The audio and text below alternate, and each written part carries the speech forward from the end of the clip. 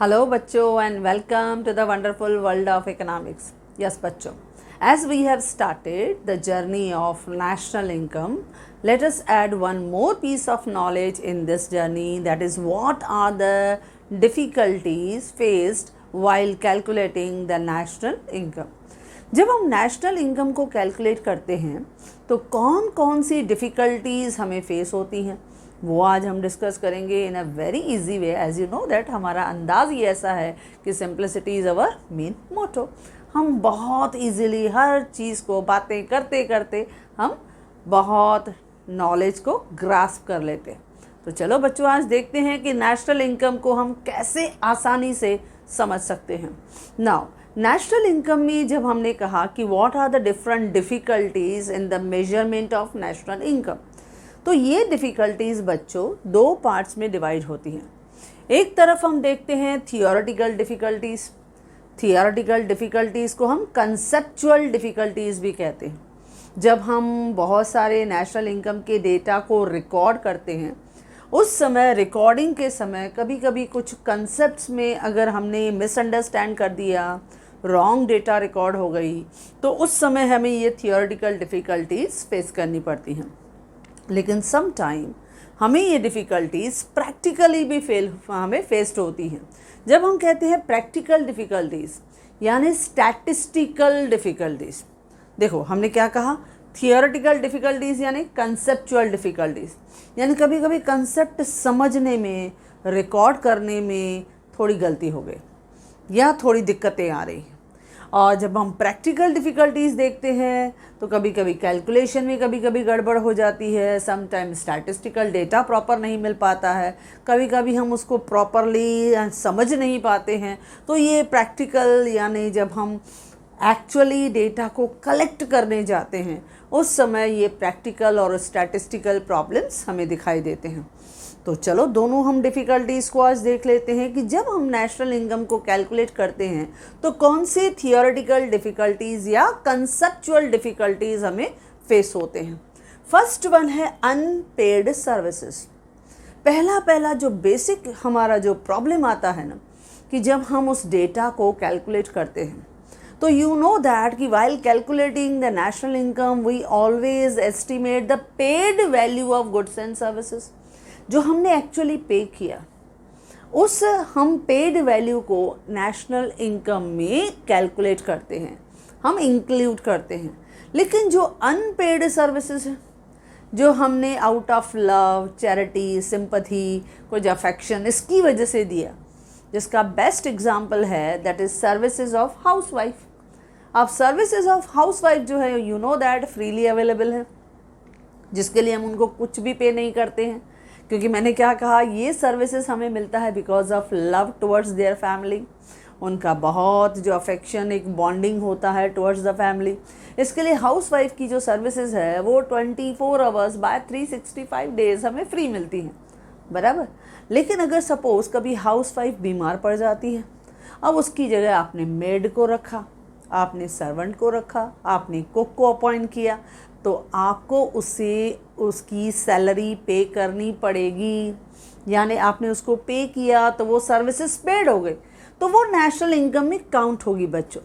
लेकिन हाउसवाइफ को हम कुछ पे ही नहीं करते हैं, तो सर्विसेज ऑफ हाउसवाइफ्स हो या सर्विसेज ऑफ टीचर्स हो, जब वो टीचर अपने बच्चों को पढ़ाती हैं, या डॉक्टर अपने बच्चों की जब ट्रीटमेंट करता है, अपने बच्चों को मेडिसिन देता है, तो वो थोड़ी उनसे कोई चार्जेस लेता है. तो ये सर्विसेज जैसे मैंने कहा बहुत सारी अनपेड सर्विसेज होती हैं जो हम आउट ऑफ लव, अफेक्शन, हम सिंपैथी या चैरिटी, ऐसे बहुत सारे हम ऐसे सर्विसेज दे देते हैं जिसके लिए हम कभी चार्ज नहीं करते हैं. यू नो दैट बहुत सारे लोग रहते हैं जो गरीबों की मदद करते हैं, फ्री में अनाज बांटते हैं, फ्री में कपड़े बांटते हैं, फ्री में बहुत सारी स्टेशनरी बांटते हैं. तो ये सब because of charity, because of sympathy करते हैं बहुत से लोग. तो ये अनपेड सर्विसेज हैं, उन्होंने उनसे कुछ भी नहीं लिया. तो ये सब चीज़ें जब नेशनल इनकम में रिकॉर्ड ही नहीं हुई क्योंकि हमने उसको पे ही नहीं किया, तो नेशनल इनकम क्या होती है, अंडर वैल्यूड हो जाती है. यानी वो एक्यूरेट वैल्यू आपको नहीं दिखाई देगा क्योंकि बहुत सारी सर्विसेज जो हैं वो अनपेड है, specially the developing country like India. तो जहाँ पे अनपेड सर्विसेज आता है वहाँ पे ये प्रॉब्लम होता है कि exact and accurate value of national income we can not estimate. Why? क्योंकि बहुत सारी अनपेड सर्विसेज जो हैं वो हमारी इन्वॉल्व हो जाती, जिसकी वजह से एग्जैक्ट वैल्यू हमें पता नहीं चलता है बच्चों। तो ये अनपेड सर्विसेज का इशू हमारा थियोरेटिकल डिफ़िकल्टीज में दिखाई देता है। ओके बच्चों, यस। सेकंड है ट्रांसफ़र पेमेंट। अब यू नो दैट हमने पढ़ा था, जब हमने आउटपुट मेथड देखा, इनकम मेथड देखा या हमने एक्सपेंडिचर मेथड देखा, हर जगह प्रिकॉशन में हमने कहा कि transfer value should not included while calculating national income. हम ट्रांसफ़र जो हमारी पेमेंट्स हैं, जैसे हमने डोनेशन की बात की, हमने स्कॉलरशिप की बात की, हमने पेंशन की बात की, हमने सिकनेस अलाउंसेस की बात की, हमने अनएम्प्लॉयमेंट बेनिफिट की बात की, ये जो हम लोग पेमेंट करते हैं it is to support the people, हम पीपल को सपोर्ट करने के लिए देते हैं। ये जो हम लोग ट्रांसफ़र इनकम को डील करते हैं तो उसको डील करते समय थोड़ी प्रॉब्लम या परेशानी आती है थियोरेटिकली। कैसे? क्योंकि सपोज़ पेंशन अगर मिलती है, suppose I am getting the pension, मुझे ये पेंशन मिल रहा है, तो मेरे लिए वो क्या हो गई? इनकम। लेकिन गवर्नमेंट के लिए क्या हो गया? एक्सपेंडिचर। तो गवर्नमेंट का एक्सपेंडिचर उधर से दिखाई दे रहा है, इधर लोगों की इनकम के फॉर्म में मिल रहा है, चाहे वो डोनेशन हो इनकम के फॉर्म में मिलता है, या हमने स्कॉलरशिप कहा वो इनकम के फॉर्म में बच्चों को मिल रहा है। तो एक तरफ वो इनकम है, एक तरफ वो गवर्नमेंट का एक्सपेंडिचर है। तो some time it will be very difficult to consider कि किस तरह से हम नेशनल इनकम को कंसिडर करें, किस तरह से हम ट्रांसफ़र पेमेंट का एग्जैक्ट डेटा और एंट्रीज़ को हम फाइंड आउट करें। इसके लिए कभी कभी नेशनल इनकम को काउंट करते समय ट्रांसफ़र पेमेंट का बहुत केयरफुली कैलकुलेशन करना पड़ता है, क्योंकि हम बार बार कहते हैं transfer income do not included, हमें इंक्लूड नहीं करना है। तो हमें फाइंड आउट करना पड़ता है, जब हम हर एक सेक्टर से ट्रांजैक्शंस लेते हैं तो उसमें से हमें देखना पड़ेगा कि यहाँ पर कोई पेंशन का कोई ट्रांजैक्शंस तो नहीं है, यहाँ पे कोई डोनेशन तो इंक्लूडेड नहीं है, यहाँ पे कोई सिकनेस बेनिफिट का ट्रांजैक्शन तो नहीं है। तो ऐसा अगर कुछ ट्रांसफ़र पेमेंट की ट्रांजैक्शंस हैं तो उन्हें सेपरेट कर देना है, उन्हें नेशनल इनकम में काउंट नहीं करना है। तो ये भी एक सेकंड बहुत बड़ा इशू रहता है while estimating the national income.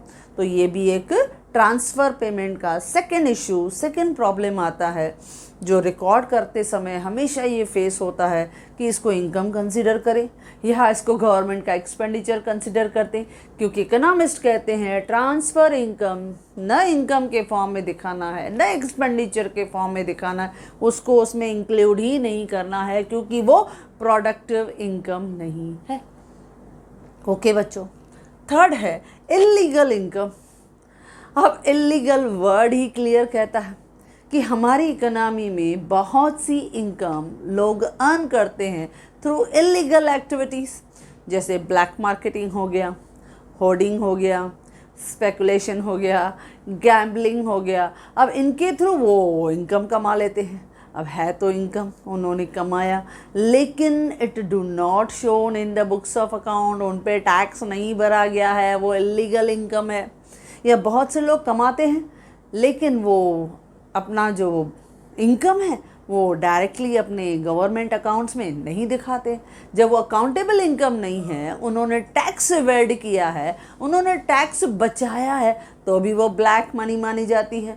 तो उसको भी हम इलीगल इनकम कहते हैं, क्योंकि वो लीगल आपकी वाइट इनकम नहीं है, आपने उस पर टैक्स नहीं भरा हुआ है। तो इसकी वजह से आपका नेशनल इनकम क्या हो जाता है? अंडर वैल्यूड हो जाता है, क्योंकि बहुत सी इल्लीगल इनकम है जो हम कमाते हैं लेकिन वो हमने नेशनल इनकम में दिखाई नहीं, क्योंकि वो अकाउंटेबल ही नहीं हुआ, हमने उनका बुक्स ऑफ अकाउंट में मेंशन ही नहीं किया। ऐसे बहुत सारी होती हैं। आप देखते हो जब मैचेस होते हैं, सट्टे लगते हैं मार्केट में, लोग करोड़ों रुपए कमाते हैं, लेकिन क्या आप बताओ उस पर टैक्स भर के उसको वाइट इनकम करके डिस्क्लोज किया जाता है बच्चों? नहीं, उसको हम नहीं दिखाते हैं। तो वो ब्लैक मनी के फॉर्म में जो है वो जनरेट होता है हमारी इकोनॉमी में, यानी इलीगल इनकम है। वो ब्लैक की मनी है। अब इलीगल इनकम है, हमने दिखाया ही नहीं, तो वो नेशनल इनकम में काउंट हुआ होगा? बिल्कुल नहीं आया होगा। तो बहुत सारी ऐसी इलीगल इनकम है जो नेशनल इनकम में इंक्लूडेड होती नहीं है। इसकी वजह से हमारी नेशनल इनकम क्या दिखती है? अंडर वैल्यूड दिखती है। तो ये भी हमारा थर्ड थियोरेटिकल इशू है। जब हम डेटा को रिकॉर्ड करते हैं, ऑन पेपर दिखाते हैं, तो कुछ ऐसे ट्रांजैक्शंस की वजह से हमारी इनकम क्या हो जाती है? अंडर वैल्यूड दिखाई देती है। नेक्स्ट है fourth one, production for self consumption. अब ये भी फोर्थ मेजर जो है वो थियोरेटिकल प्रॉब्लम है, क्योंकि सेल्फ कंजम्पशन, बच्चों जब हम बोलते हैं ना सेल्फ कंजम्पशन, तो self consumption, every producer is consumer also. अब जब प्रोड्यूसर कंज्यूमर भी है तो वो अपने सेल्फ कंजम्पशन के लिए भी ज़रूर लेगा। जैसे फॉर एग्जांपल फार्मर है, अब वो फूड ग्रेन्स जो है वो ग्रो करता है, लेकिन उसमें से कुछ हिस्सा he will keep aside for self consumption. लेकिन वो फूड ग्रेन क्योंकि मार्केट तक नहीं पहुंचा, तो इसके लिए उसको इनकम नहीं मिली, इसके लिए वो अकाउंटेबल नहीं हुआ, इसके लिए वो नेशनल इनकम में इंक्लूड ही नहीं हुआ। तो आपकी नेशनल इनकम क्या हो गई? अंडर वैल्यूड हो गई। हमने कम काउंट किया, क्योंकि ऐसा बहुत बार होता है कि जब प्रोड्यूसर ने गुड्स अपने लिए ले लिए, सर्विसेज खुद अपने लिए ले लिया, अब आपने गुड्स अपने सेल्फ कंजम्पशन के लिए लिया, लेकिन आपने उसको बुक्स में मेंशन नहीं किया, तो क्या होगा बच्चों? आपका इनकम में दिखा ही नहीं, आपने उसके लिए पेमेंट की नहीं, आपने पेमेंट किया नहीं, बुक्स में दिखा नहीं, इनकम दिखेगी नहीं, तो नेशनल इनकम कम एस्टिमेट होगी। तो ये होता है प्रोडक्शन फॉर सेल्फ कंजम्पशन, क्योंकि मैंने कहा every producer is consumer also, her producer consumer है, और जब वो प्रोड्यूस करता है तो कुछ ना कुछ प्रोडक्ट्स वो या सर्विसेज अपने लिए भी यूज़ करता है, और जब वो अपने लिए यूज़ करता है तो वो अपने आप को पेमेंट नहीं करता है, और जब पेमेंट नहीं करता है तो इनकम ही नहीं दिखा। अब इनकम ही नहीं दिखा तो नेशनल इनकम में भी नहीं दिखा, तो नेशनल इनकम अंडर वैल्यूड दिखती है। Got it? तो इस तरह से प्रोडक्शन फॉर सेल्फ कंजम्पशन ये भी बहुत बड़ा ग्रेट इशू बन जाता है, डिफ़िकल्टी बन जाती है कि हमें नेशनल इनकम एग्जैक्ट पता ही नहीं चलता, क्योंकि हर कोई चाहता है जाने दो, हम लोग यूज़ कर रहे हैं, मैं क्यों दिखाऊं भाई इनकम में, मैं क्यों अपने आप को पेमेंट करूं। तो इस तरह का सेल्फ कंजम्पशन भी कभी कभी हमारे नेशनल इनकम की एग्जैक्ट फिगर नहीं दिखाता। नेक्स्ट है changes in the price level. अब ये भी एक थियोरेटिकल प्रॉब्लम है, क्योंकि जब भी हम नेशनल इनकम को काउंट करते हैं तो करंट मार्केट प्राइस पे काउंट करते हैं बच्चों। अच्छा, अब करंट मार्केट प्राइस में मैंने नेशनल इनकम को काउंट किया, बराबर, लेकिन करंट मार्केट प्राइस में प्राइसेस हाई हैं ड्यू टू इन्फ्लेशन, क्योंकि महंगाई बढ़ गई है। अब इन्फ्लेशन की वजह से अगर मैंने नेशनल इनकम को करंट मार्केट प्राइस से कैलकुलेट किया, तो आप क्या देखोगे? नेशनल इनकम आपको ओवर वैल्यूड दिखेगी, जबकि आउटपुट भी इतना बड़ा नहीं होगा, प्रोडक्शन भी ज़्यादा नहीं हुई होगी, लेकिन in spite of that your national income का एस्टिमेट विल बी हायर, आपको ज़्यादा दिखेगा। क्यों? Because of the inflationary trend, क्योंकि मार्केट में इन्फ्लेशन चल रहा है। तो ये भी होता है, क्योंकि कभी कभी मार्केट में प्राइस राइज होती है, कभी फॉल होता है, कभी कभी ऐसा भी होता है कि रिसेशन भी होता है। दोनों साइड इस तरह से फ्लक्चुएशंस इकोनॉमी में आती हैं। तो कभी कभी changes in the price level की वजह से आपकी नेशनल इनकम एग्जैक्ट पिक्चर नहीं दिखाती है। तो some time it becomes difficult कि हमारी नेशनल इनकम सपोज इंक्रीज़ हुई है, तो वो उसमें क्या एक्चुअली हमारा आउटपुट ज़्यादा हुआ है, या वो इन्फ्लेशनरी ट्रेंड की वजह से नेशनल इनकम ज़्यादा दिखाई दे रही है। तो ये चेंजेस इन प्राइस लेवल की वजह से सम टाइम नेशनल इनकम को प्रॉपरली जज करना, ऑब्जर्व करना, it become a difficult task. इसके लिए ये एक थियोरेटिकल प्रॉब्लम है। ओके बच्चों, नेक्स्ट है sixth one, valuation of government services. अब ये भी एक थियोरेटिकल प्रॉब्लम है कि गवर्नमेंट जो है वो बहुत सारी वैल्यूएबल सर्विसेज जो है वो हमारे इकोनॉमी को प्रोवाइड करती है। अब गवर्नमेंट हमारे डिफेंस सिस्टम को मेंटेन करती है, उसके लिए आपको मालूम है कि सिविल फोर्स हो, एयर फोर्स हो, नेवी फोर्स हो, उनके लिए जितने भी आर्म्स एंड एम्युनिशन की ज़रूरत पड़ती है, each and everything will be provided to them. बहुत खर्चा करती है। लॉ एंड ऑर्डर है, उसके लिए भी जितनी रिक्वायरमेंट होती है उसके लिए ज़्यादा से ज़्यादा उनको सपोर्ट करती है। उनको जितनी अमेनिटीज़ चाहिए वो प्रोवाइड करती है। एडमिनिस्ट्रेशन हो, उसमें गवर्नमेंट का जो है वो बहुत सारा खर्चा रहता है। यानी हमारी इकोनॉमी में जो गवर्नमेंट सर्विसेज है, जो लॉ एंड ऑर्डर के लिए मैंने कहा, या डिफेंस के लिए मैंने कहा, या हेल्थ सर्विसेज के लिए हमने जैसे कोरोना के प्रॉब्लम में हमने देखा, तो इसमें जितने भी मेडिकल सिस्टम था ये हमारे लिए बहुत ही बड़ा चैलेंज था, लेकिन हमारी इकोनॉमी ने उसको सक्सेसफुली हैंडल किया, मैनेज किया। तो ये क्या विदाउट फाइनेंशियल सपोर्ट किया होगा? नहीं, उसमें काफ़ी फाइनेंशियल सपोर्ट लगा। अच्छा, उसके अलावा एजुकेशन, उसमें भी हमारी गवर्नमेंट जो है बहुत सारी सर्विसेज प्रोवाइड करती है। तो इनको एक्चुअल वैल्यू पे एस्टिमेट करना some time it become very difficult. अब भाई क्यों? आप बोलोगे डिफ़िकल्ट क्यों है? वो इसके लिए डिफ़िकल्ट है क्योंकि ये जो सर्विसेज है जो गवर्नमेंट प्रोवाइड कर रही है, कहीं कहीं पे वो फ्री ऑफ कॉस्ट है, कहीं पे कंसेशनल रेट्स पे है। तो कितने हम प्राइस पे उसको एस्टिमेट करें, कितना गवर्नमेंट ने उस गवर्नमेंट के सर्विसेज में इनकम जनरेट किया कि उसमें ज़्यादा खर्चा हो गया, क्योंकि दोनों पॉसिबिलिटीज़ हैं। क्योंकि अगर फ्री ऑफ चार्ज दिया है गवर्नमेंट ने, जैसे वैक्सीनेशन दिया, अब वैक्सीनेशन जो गवर्नमेंट ने प्रोवाइड किया वो मैक्सिमम फ्री ऑफ चार्ज उन्होंने दिया, तो ये क्या है? गवर्नमेंट की फ्री ऑफ चार्ज, यानी एक्सपेंडिचर हुआ। ये तो हैवी एक्सपेंडिचर है जो हेल्थ सर्विसेज सेक्टर्स को उन्होंने प्रोवाइड किया। अच्छा, उसके अलावा काफ़ी ऑक्सीजन के प्लांट्स उन्होंने दिए, काफ़ी उन्होंने मेडिसिन फार्मास्यूटिकल कंपनीज़ को उन्होंने काफ़ी सब्सिडीज़ दिया। तो ये सब चीज़ें गवर्नमेंट प्रोवाइड करती है। अब उनका एक्चुअल एक्सपेंडिचर, उनका एक्चुअल इनकम, हम उनको वैल्यू करना, लेकिन सम टाइम उनका प्रॉपर वैल्यूएशन निकालना इट बिकम अ डिफ़िकल्ट जो नेशनल इनकम को एस्टिमेट करता है।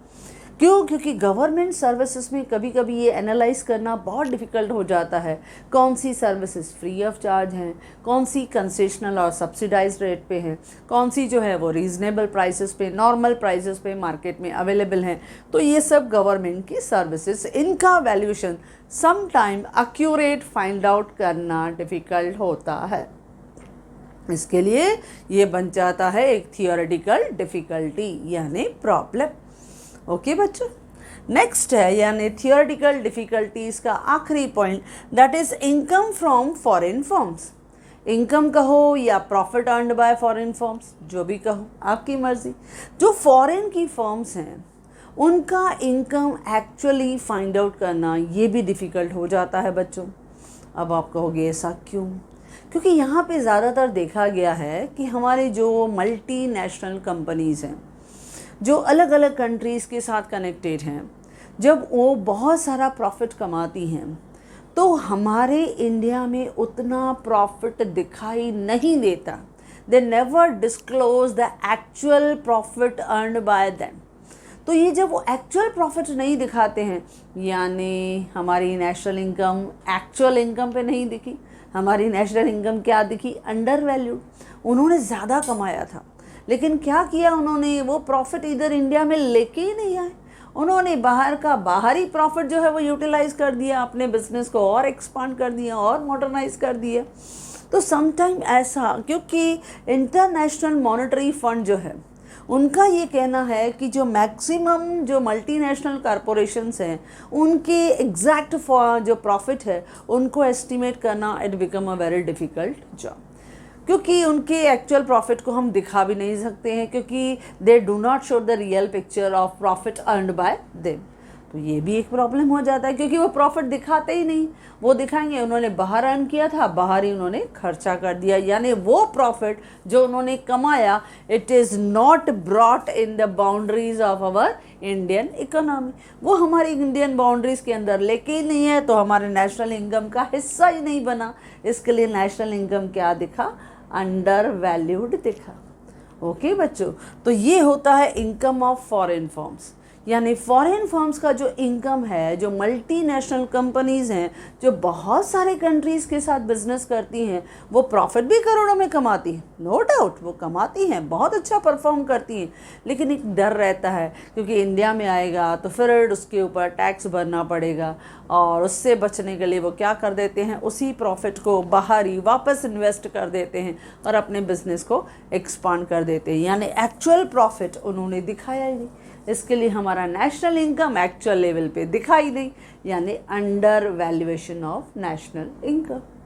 तो ये हैं 7 theoretical problem. That is unpaid services, जिसमें हमने हाउसवाइफ की सर्विसेज को देखा, क्योंकि वो अनपेड हैं, क्योंकि हमने पे नहीं किया है, इसके लिए नेशनल इनकम जो है उसमें दिखाई नहीं, क्योंकि अनपेड सर्विसेज कभी भी नेशनल इनकम में काउंट नहीं होता है। ये सर्विसेज हम बिकॉज ऑफ लव देते हैं, बिकॉज ऑफ सिंपैथी देते हैं, बिकॉज ऑफ अफेक्शन देते हैं, तो ये हम देते ही रहते हैं। और इंडिया में ऐसे सोशल वैल्यूज़ बहुत हैं जिसकी वजह से अनपेड सर्विसेज बहुत दिखती हैं, जिसकी वजह से national income is mostly under valued. अच्छा, ट्रांसफ़र पेमेंट, ये भी एक थियोरेटिकल प्रॉब्लम आ जाता है, क्योंकि अगर एक साइड से देखें तो ट्रांसफ़र पेमेंट जो है वो एक लोगों की इनकम है, लेकिन दूसरी तरफ से ट्रांसफ़र पेमेंट कर कौन रहा है, गवर्नमेंट कर रही है, तो उनका एक एक्सपेंडिचर है। तो किस एंगल से लें, और हर एक मेथड में हमने पढ़ा है कि transfer income should not included while calculating national income. तो ट्रांसफ़र इनकम को एग्जैक्ट उनका अमाउंट को एक्यूरेट लेवल पे कैलकुलेट करना, some time it become a very difficult task for the जो नेशनल इनकम को कैलकुलेट कर रहा है। नेक्स्ट है इलीगल इनकम, हमने देखा, क्योंकि बहुत सारी इलीगल एक्टिविटीज़ हमारी इकोनॉमी में होती हैं जिसके थ्रू हम लाखों करोड़ों रुपए कमाते हैं, लेकिन क्योंकि वो इलीगल है इसके लिए हमने उसको दिखाया ही नहीं, गवर्नमेंट को दिखाया ही नहीं, तो वो इनकम में ऐड ही नहीं हुई, क्योंकि हमने इनकम को डिस्क्लोज ही नहीं किया। ये हमारी ब्लैक मनी है, तो ये इलीगल इनकम है, जिसकी वजह से नेशनल इनकम क्या हो गई बच्चों, अंडर वैल्यूड हो गई। प्रोडक्शन फॉर सेल्फ कंजम्पशन, जो मैंने प्रोडक्शन का अपने लिए रखा, सेल्फ कंजम्पशन के लिए रखा, तो मैंने क्या दिखाया, वो इनकम का हिस्सा नहीं दिखाया, क्योंकि मैंने इसको मार्केट में बेचा ही नहीं, तो वो मेरी इनकम में आया ही नहीं, और इसकी वजह से नेशनल इनकम क्या दिखती है, under valued. Then changes in the price level, price में तो फ्लक्चुएशंस होती रहती हैं, बदलाव होता ही रहता है, और जनरली हम क्या देखते हैं, इन्फ्लेशनरी ट्रेंड। और अगर हमारी नेशनल इनकम इन्फ्लेशनरी ट्रेंड की वजह से दिखी, तो वो एक्चुअली हमारी नेशनल इनकम हायर दिखती है, इनकम बढ़ी, नेशनल इनकम बढ़ी, लेकिन उसमें आउटपुट नहीं बढ़ा है, प्रोडक्शन नहीं बढ़ा है, लेकिन क्योंकि महंगाई बढ़ गई है जिसकी वजह से आपका नेशनल इनकम ज़्यादा दिख रहा है। तो कभी कभी ये थोड़ा थियोरेटिकल प्रॉब्लम हमें दिखाई देता है। देन हमने देखा valuation of government services. Government बहुत सारी वैल्यूएबल सर्विसेज प्रोवाइड करती है, पब्लिक यूटिलिटी सर्विसेज प्रोवाइड करती है, जो कभी कंसेशनल होता है, कभी फ्री ऑफ कॉस्ट होता है, तो उनका एग्जैक्ट अमाउंट कैलकुलेट करना बहुत डिफ़िकल्ट जॉब रहता है। और लास्ट हमने देखा कि जो इनकम है या प्रॉफिट है फॉरेन फर्म्स का, मल्टीनेशनल जो कॉरपोरेशंस हैं, उनके एग्जैक्ट अमाउंट ऑफ प्रॉफिट को फाइंड आउट करना और उन्हें नेशनल इनकम में इंक्लूड करना, ये बहुत रेयर दिखाई देता है। इसके लिए नेशनल इनकम क्या होती है बच्चों, अंडर वैल्यूड दिखाई देती है। तो ये था हमारा थियोरेटिकल या कंसेप्चुअल डिफ़िकल्टीज़। अब जब थियोरेटिकल डिफ़िकल्टीज़, कभी कभी ऐसा भी होता है शॉर्ट नोट के फॉर्म में आ गया तो 4 मार्क के लिए, यानी थियोरेटिकल डिफ़िकल्टीज़ 4 मार्क्स के लिए, ओके, प्रैक्टिकल डिफ़िकल्टीज़ ये भी 4 मार्क्स के लिए, और कंबाइन आ गया तो ये पूरा क्वेश्चन कितने मार्क्स के लिए हो गया बच्चों, ये हो गया आपका 8 मार्क्स के लिए क्वेश्चन हो गया, क्योंकि थियोरेटिकल डिफ़िकल्टीज़ 4 मार्क के लिए है, प्रैक्टिकल डिफ़िकल्टीज़ 4 मार्क के लिए है। और ये हेडिंग को बहुत ध्यान से आप देखना, ये सब रिकॉर्ड करते समय थियोरेटिकल डिफ़िकल्टीज़ आती हैं, लेकिन जब हम डेटा को, स्टैटिस्टिकल डेटा को कलेक्ट करते हैं प्रैक्टिकली फ्रॉम द मार्केट, जब हम कलेक्ट करते हैं तो ये प्रैक्टिकल डिफ़िकल्टीज़ आती हैं। और ये सब आपको ऑब्जेक्टिव्स में ज़्यादातर दिखाई देंगी, तो थोड़ा आपको केयरफुली उनको ऑब्जर्व करना है कि ये डिफ़िकल्टीज थियोरेटिकल है या ये डिफ़िकल्टीज प्रैक्टिकल है। ओके बच्चों, चलो अब आते हैं प्रैक्टिकल डिफ़िकल्टीज़, जिसका दूसरा नाम क्या कहा बच्चों, स्टैटिस्टिकल डिफ़िकल्टीज़। काउंटिंग में कभी कभी जो है वो डेटा हमें नहीं मिल पाती है, तो ये थोड़ा डेटा कलेक्शन में थोड़ा प्रॉब्लम आता है, इसके लिए हम कहते हैं प्रैक्टिकल या स्टैटिस्टिकल डिफ़िकल्टीज़। तो उसमें पहला प्रॉब्लम आता है जो कॉमन है, that is problem of double counting. अब हम वेरी फर्स्ट लेक्चर से हम कह रहे हैं कि जब भी हम नेशनल इनकम को काउंट करते हैं, तो नेशनल इनकम कमेटी का जो हमने डेफिनेशन पढ़ा था उसमें भी हमने यही कहा था कि नेशनल इनकम क्या है। National income means the market value of all the goods and services turned out during a year without any duplication.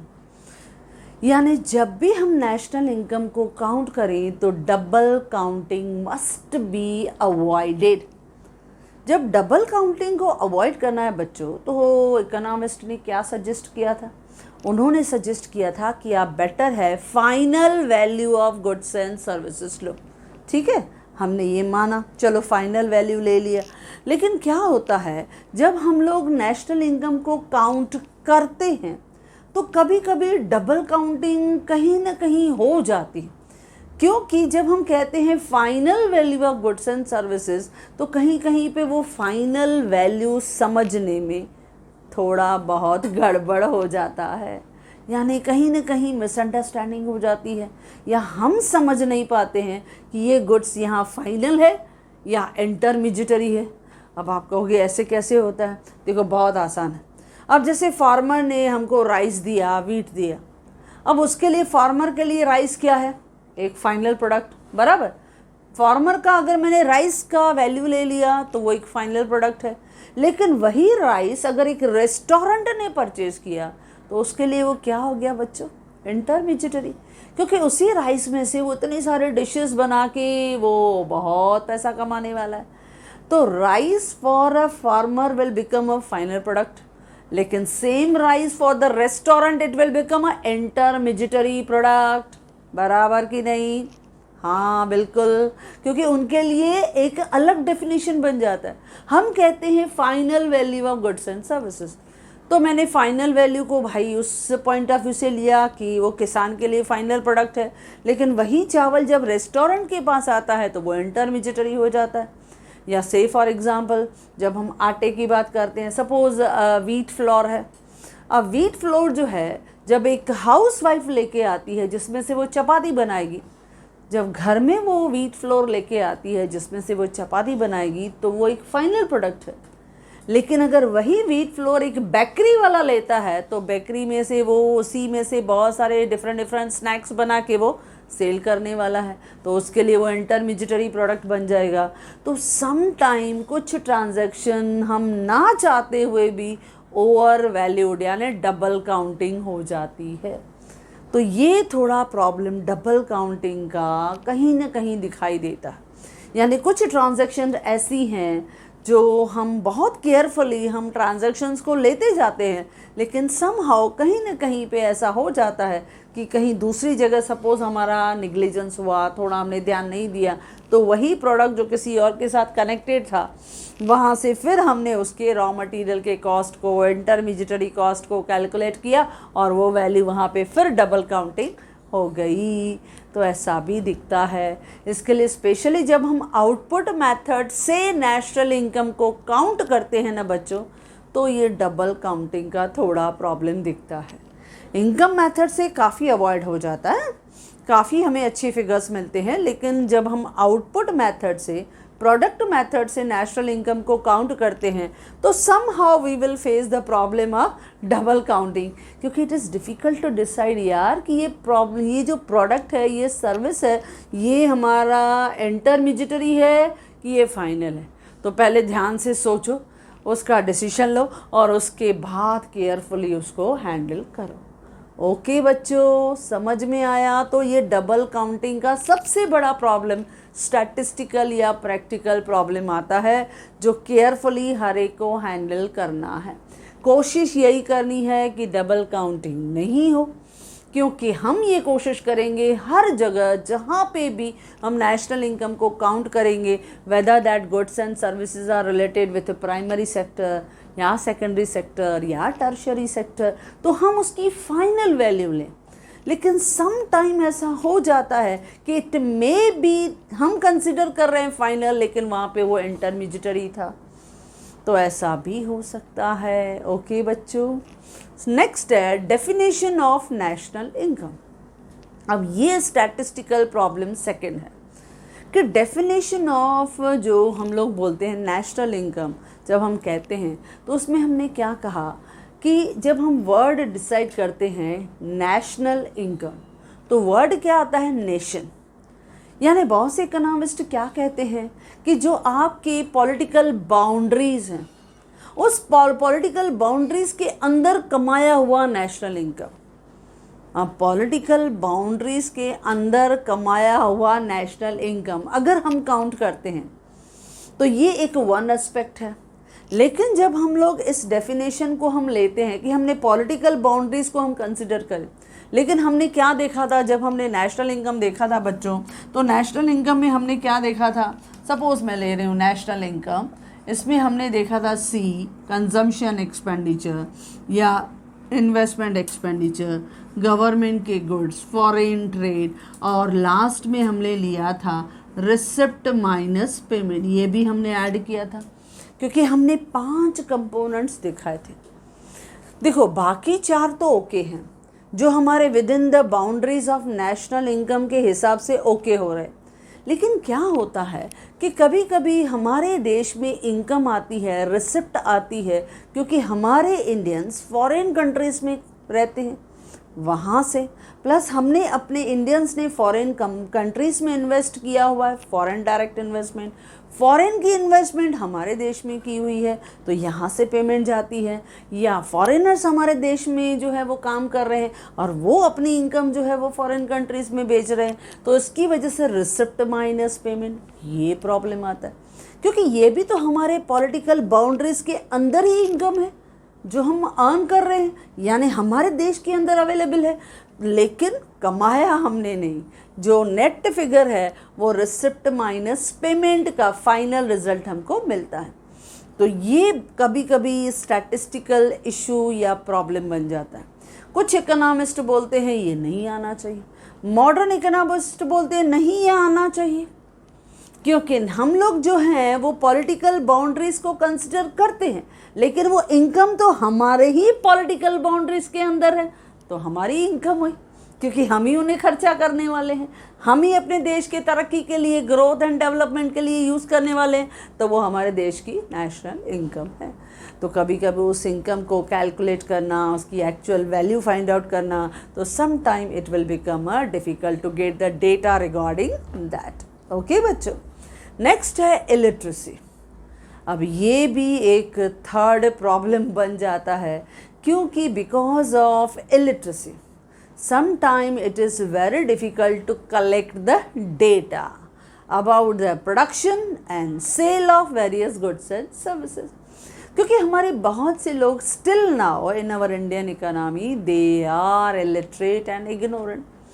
They hardly know about the production level कितना है, sales volume कितना है, कितना cost है, कितना खर्चा किया है, कितना marketing expenditure है, नहीं पता रहता है।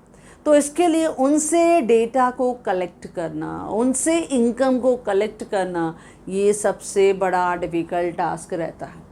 आप एग्रीकल्चर एरियाज़ में देखो, हैंडीक्राफ्ट इंडस्ट्रीज़ में आप देखो, क्योंकि mostly they are illiterate people, वहाँ से आपको इन तरह की इन्फॉर्मेशन बहुत डिफ़िकल्ट मिल जाती है।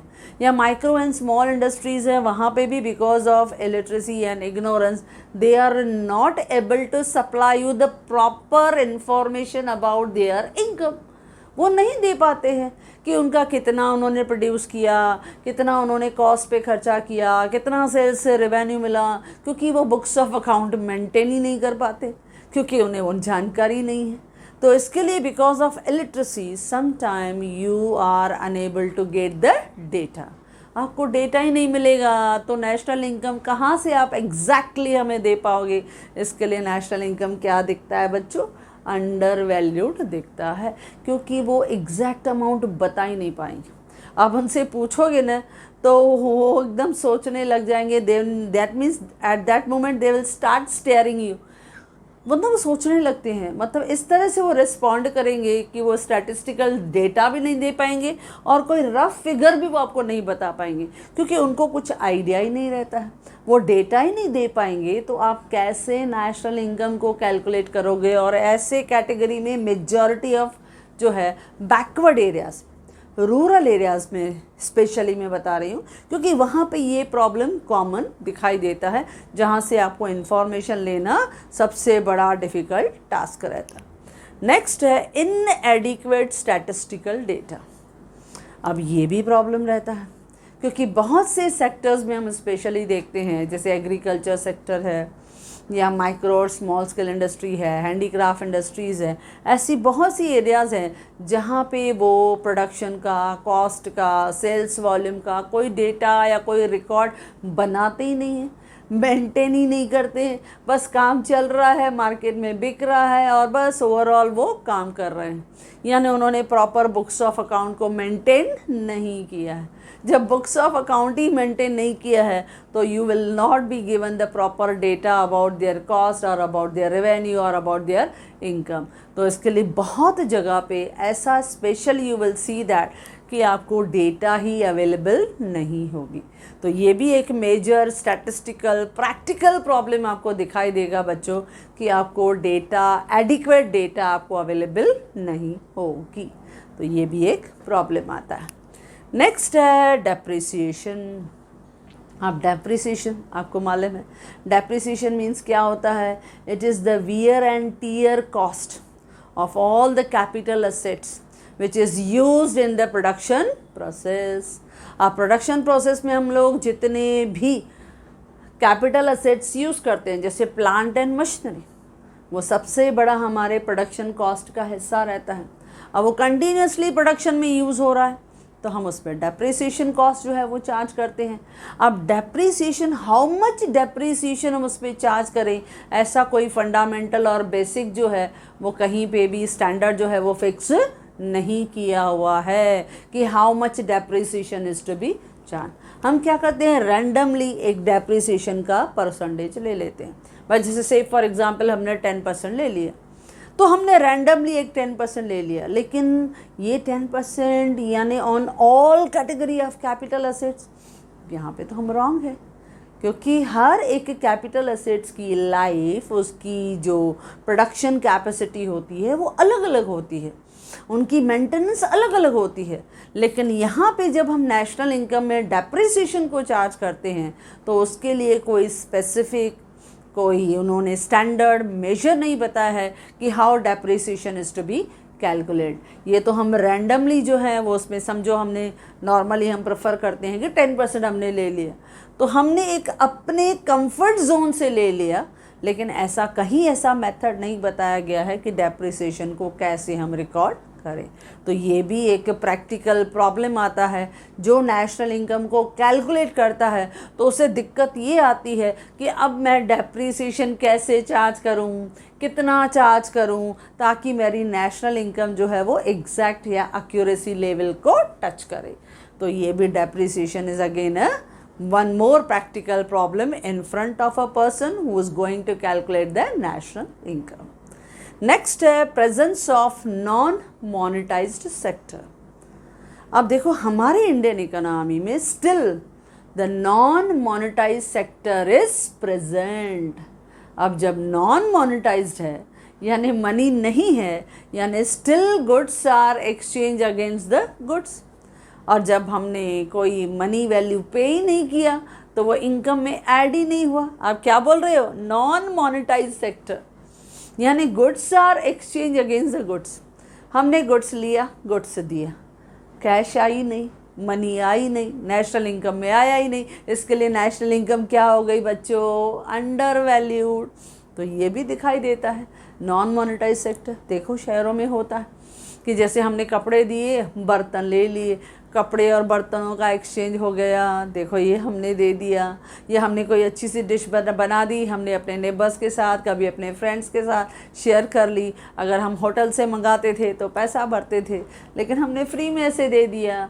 या देखो गांव में होता है, हर एक के घर में आप देखो अनाज रहता है, अपने हमेशा नियर एंड डियर जो भी उनके नेबर्स रहते हैं, रिलेटिव्स रहते हैं, उनके साथ वो शेयरिंग करते रहते हैं या एक्सचेंज करते रहते हैं। ये नॉर्मली होता है।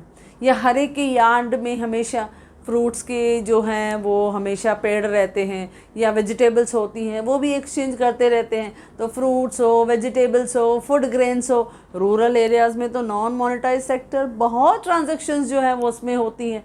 तो जब नॉन मोनेटाइज सेक्टर है, यानी स्टिल सो मेनी ट्रांजेक्शन्स में money do not play a important role. Money है ही नहीं, मनी है ही नहीं तो इनकम नहीं है। जब इनकम नहीं है तो नेशनल इनकम क्या हो जाएगा? अंडर वैल्यूड, क्योंकि हमने पेमेंट किया ही नहीं।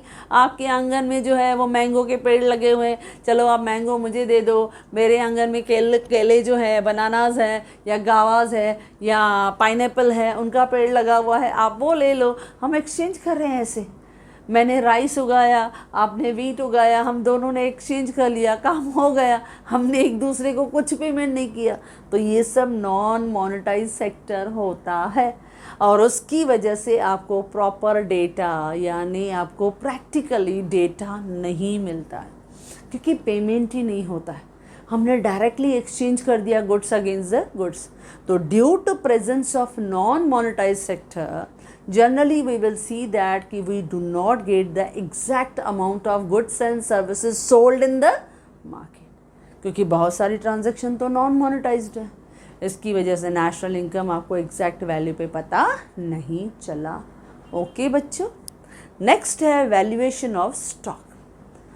अब जब हम नेशनल इनकम को कैलकुलेट करते हैं तो हमें स्टॉक का वैल्यूएशन प्रॉपरली करना है कि रॉ मटेरियल कितना है, सेमी फिनिश गुड्स कितना है, इंटरमीडिएटरी गुड्स कितना है, वर्क इन प्रोग्रेस कितना चल रहा है, फाइनल एंड फिनिश प्रोडक्ट्स कितना है, सबको एग्जैक्टली वैल्यूएशन करना है। लेकिन some time we find it difficult for the valuation of each category of stock कि रॉ मटेरियल कितना पड़ा है, सेमी फिनिश गुड्स का कितना एग्जैक्ट वैल्यूएशन है, या वर्क इन प्रोग्रेस जो अभी चल रहा है उसका वैल्यूएशन कितना है।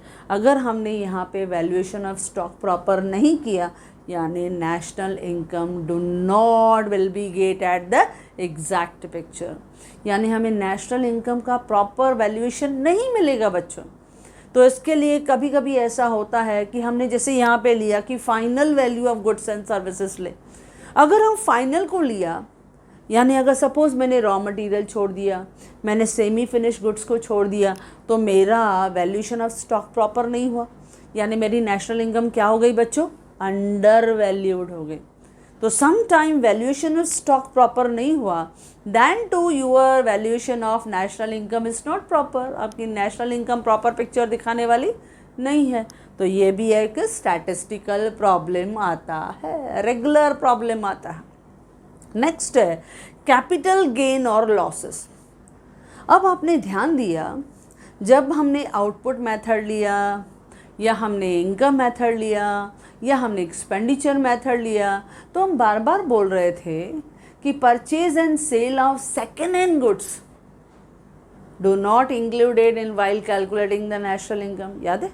या हमने कहा एक्सपेंडिचर मेथड में, मैंने बताया था कि expenditure on second hand property पे जितना हमने किया उनको इग्नोर करो, या expenditure on the repurchase of financial assets उनको इग्नोर करो। याद है? ये सब हमने प्रिकॉशंस में किया था बच्चों।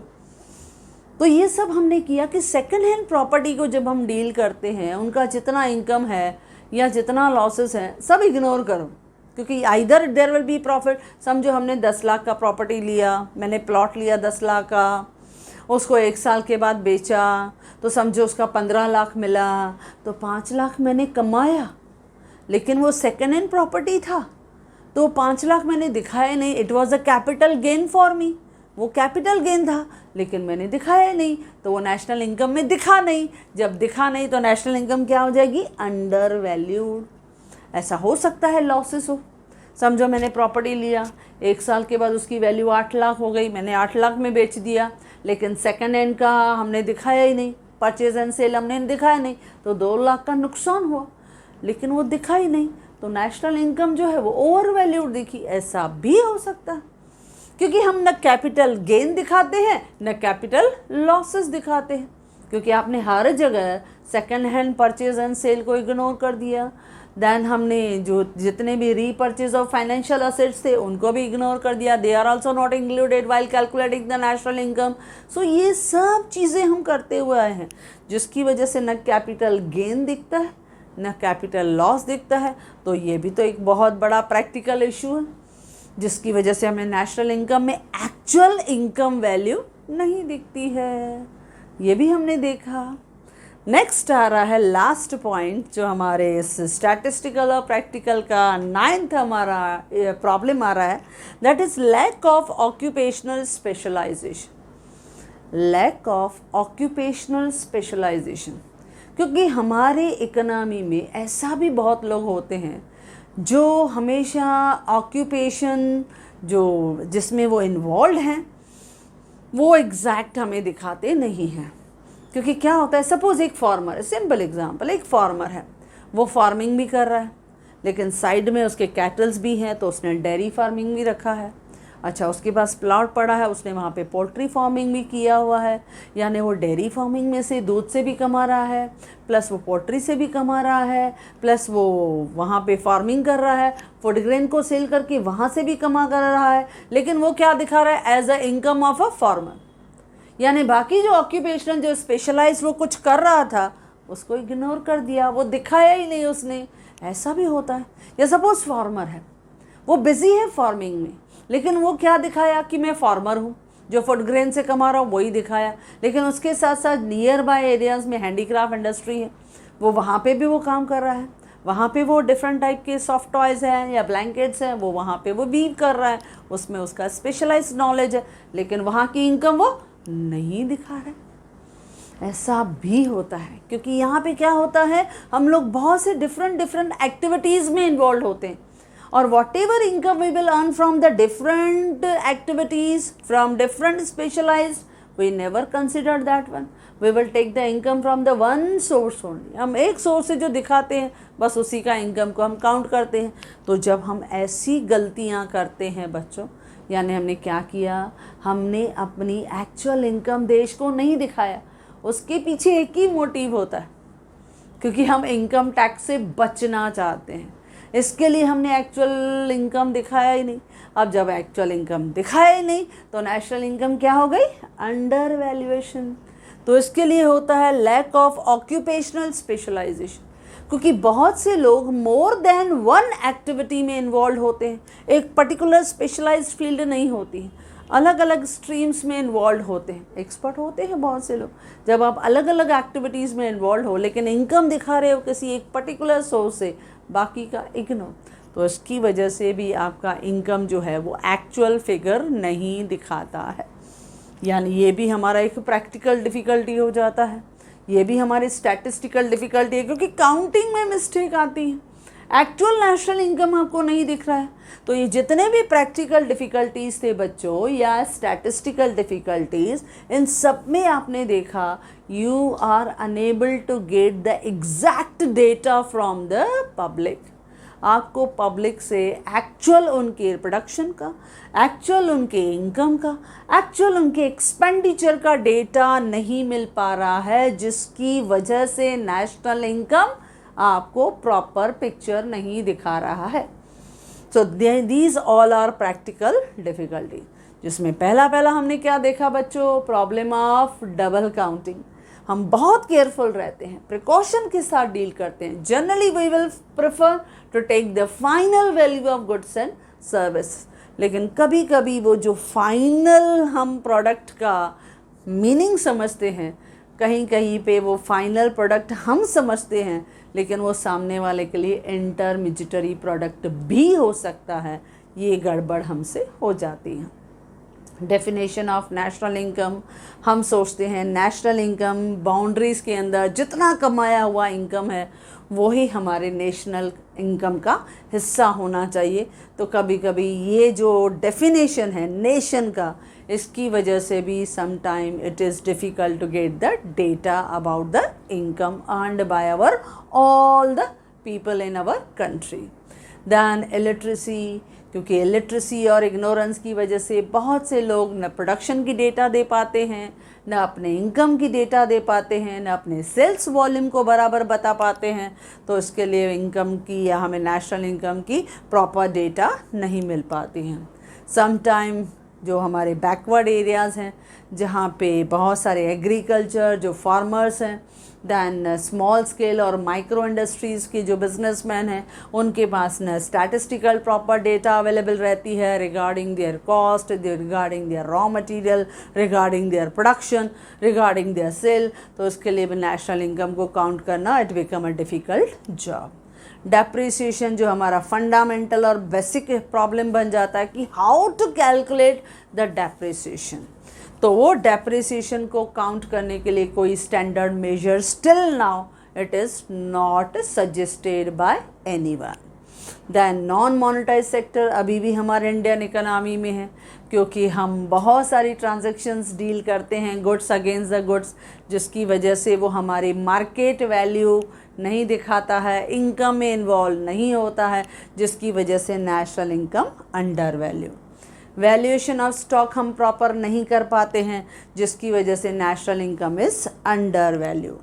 और कैपिटल गेन और लॉस, क्योंकि हम अपने नेशनल इनकम में काउंट नहीं कर पाते हैं, तो इसके लिए भी exact value of national income हमें नहीं मिल पाता है। और इन हमारे इंडियन इकोनॉमी में we are involve more than one activity, हम मल्टीटास्कर्स हैं, बहुत से अलग अलग एक्टिविटीज़ में इन्वॉल्व होते हैं जहाँ से कमाते हैं, लेकिन दिखाते एक का है, जिसकी वजह से हमारी नेशनल इनकम अंडर वैल्यूड होती है। तो ये है बच्चों all the difficulties in the measurement of national income. Theoretical यानी कंसेप्चुअल डिफ़िकल्टीज़ जो 4 मार्क के लिए कभी कभी शॉर्ट नोट भी पूछा जाता है, या प्रैक्टिकल डिफ़िकल्टीज़ या स्टैटिस्टिकल डिफ़िकल्टीज़ ये भी 4 मार्क का शॉर्ट नोट होता है, लेकिन अगर कंबाइन आया तो it will B for 8 marks. So what are the difficulties in measurement of national income? We have discussed, बातें करते करते हमने एक एक पॉइंट को easily समझ लिया। तो आई होप सो कि आपको भी ये सब easily समझ में आया होगा। ओके बच्चों, और जिस तरह से मैंने आपको 1 by 1 पॉइंट आज एक्सप्लेन किया, in the same manner I have provided in my notes which are written in a very easy language. Yes बच्चों, if you like this video, do share with your many friends, and if you want my handwritten notes, the link is given in the description box. Thank you.